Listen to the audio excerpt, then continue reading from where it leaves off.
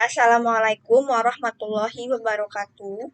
Salam hormat kepada Bapak Joko Mursido STMPhil selaku dosen perancangan sistem informasi. Perkenalkan, kami dari kelompok 2 yang terdiri dari saya sendiri, Fadila Putri Mayuta, dan dua rekan saya yaitu Firgiawan Hendriyadi dan Muhammad Arif Kusuma. Baiklah, di sini kami akan mempresentasikan materi tentang analisis perancangan input dan output. Yang mana nanti presentasi pertama akan disampaikan oleh saya sendiri, Fadila Putri Mayuta, dan presentasi kedua akan disampaikan oleh Bang Firgiawan Tendriadi, dan presentasi ketiga akan disampaikan oleh Muhammad Arif Kusuma. Baiklah, yang pertama yaitu adalah perancangan input. Perancangan input ini merupakan awal dimulainya proses informasi. Jadi, perancangan output didasari dari perancangan input. Jika tidak ada perancangan input, maka tidak ada juga perancangan output. Karena sistem output adalah hasil atau keluaran dari sistem input.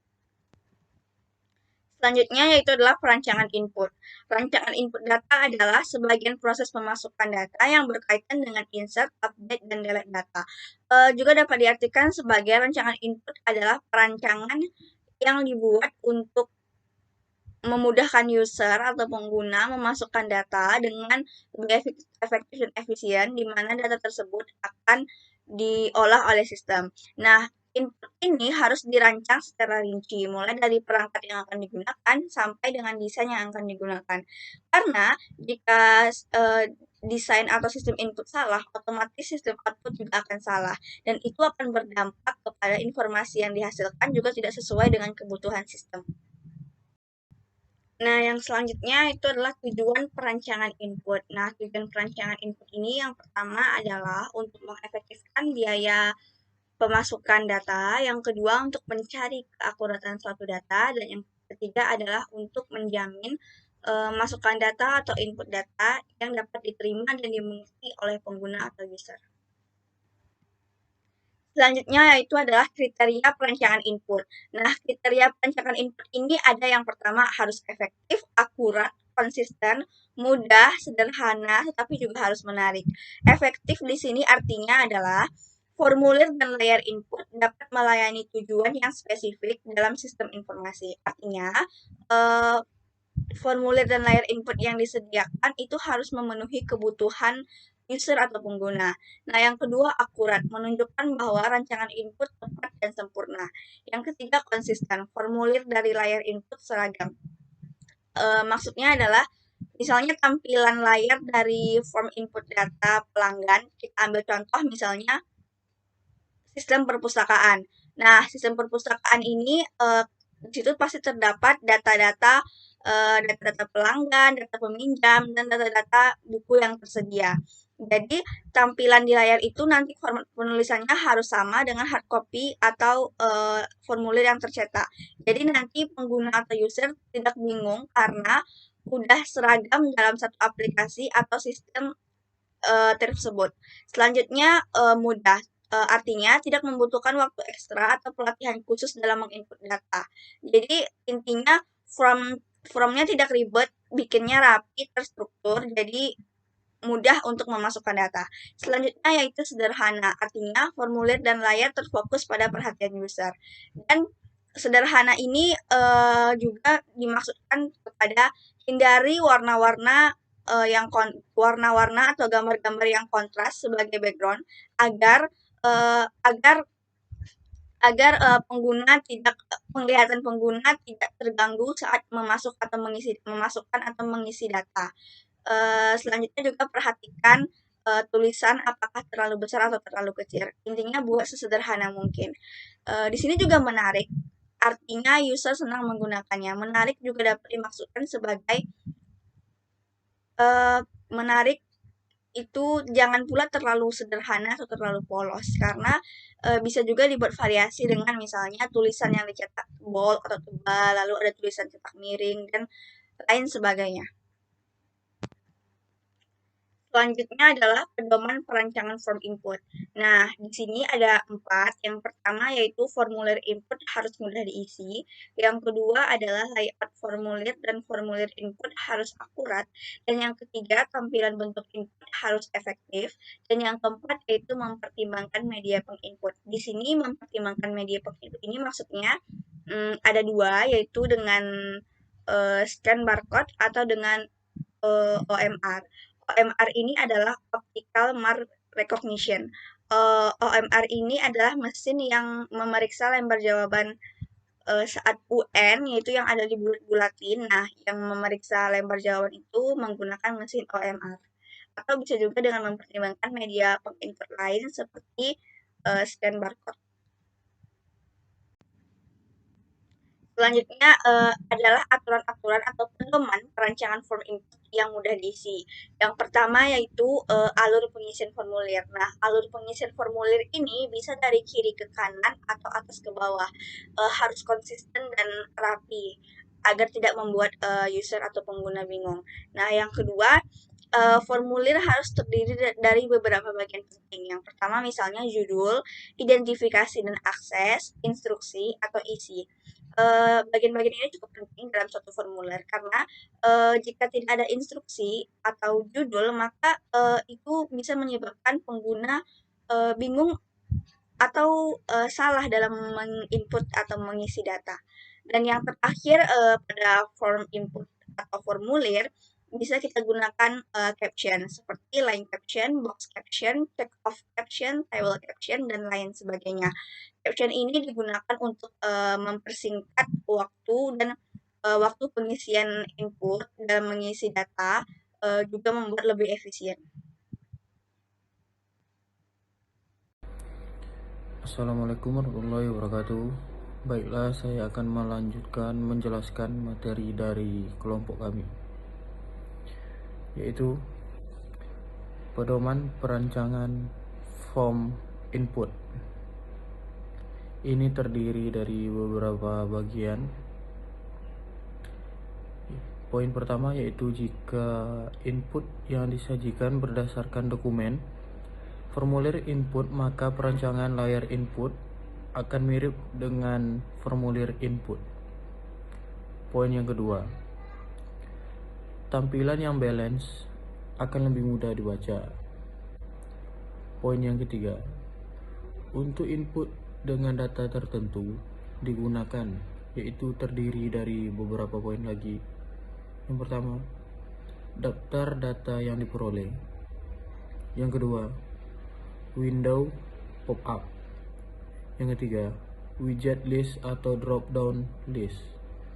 Yang keempat, widget radio noton atau untuk cek dan lain-lain.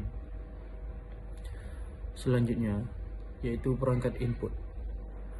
Perangkat input terdiri dari beberapa bagian, yaitu yang pertama adalah keyboard, yang kedua mouse, yang ketiga touchscreen, yang keempat point of sale, yang kelima sound of speech, yang keenam optical mark, dan yang ketujuh magnetic ink.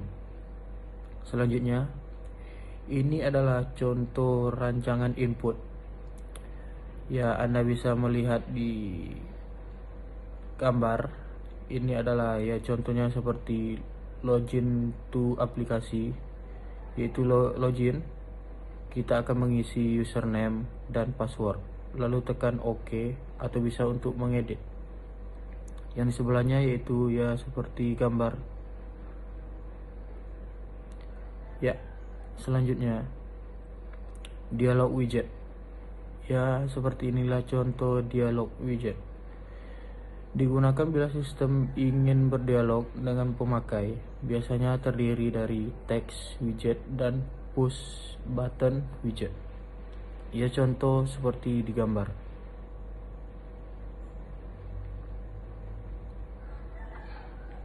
Ya, selanjutnya perancangan output. Perancangan output itu adalah rancangan output merupakan hasil dari adanya input data. Baiklah, Saya Muhammad Arif Kusuma akan melanjutkan presentasi dari Bang Fergi. Perancangan output. Rancangan sistem terinci dimulai dari output, karena output merupakan komponen pengendalian rancangan sistem. Komponen lain dikembangkan dan dirancang untuk menghasilkan output yang berguna. Dan output adalah komponen yang paling dapat dilihat dari sistem informasi yang bekerja atau berfungsi. Oleh karena itu, output sering menjadi basis penilaian akhir manajemen terhadap kesuksesan sebuah sistem.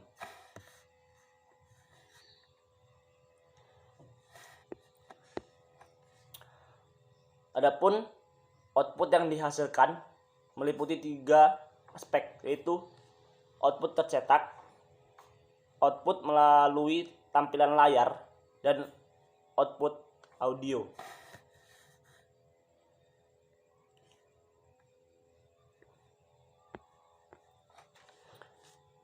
Tujuan rancangan output yang pertama yaitu output bermanfaat sesuai dengan kebutuhan bagi para pengguna. Yang kedua, mengubah data menjadi informasi yang berkualitas agar digunakan sebagai dasar pengambilan keputusan yang tepat. Yang ketiga, sasaran output yaitu menyediakan atau melayani informasi bagi penggunanya. Dan yang keempat, yaitu jaminan ketetapan penyampaian output terhadap pengguna.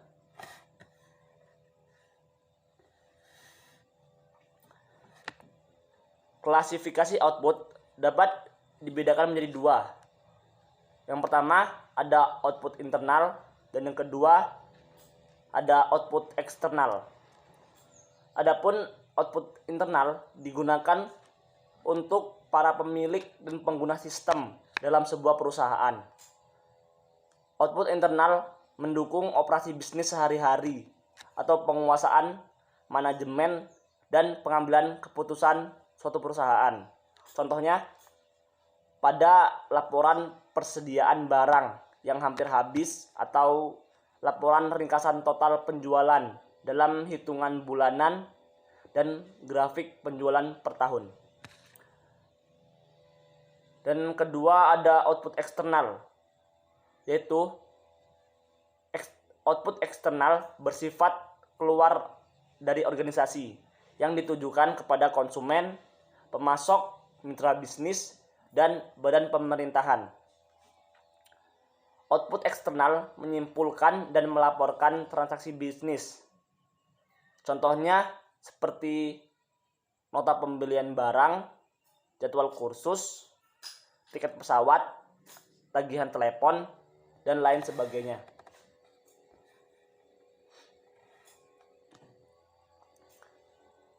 Pemilihan media input. Yang pertama ada printer yang digunakan untuk membuat dokumen dan formulir atau sebagainya. Yang kedua audio yang digunakan untuk penghasilan suara seperti telepon atau yang lainnya. Screen monitor yang digunakan untuk membuat monokrom, CRT, RGB, dan LCD, pasif maupun aktif. Yang keempat ada microform yang digunakan untuk membuat mikrofilm dan microfiche. Contohnya pada e-katalog.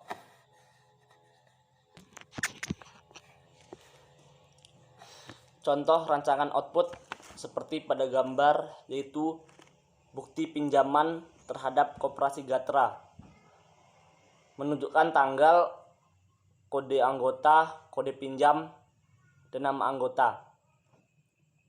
Dan di situ menjelaskan uraiannya dan jumlah yang diinginkan. Mungkin sekian presentasi dari kelompok 2. Kalau ada kesalahan kami mohon maaf. Assalamualaikum warahmatullahi wabarakatuh.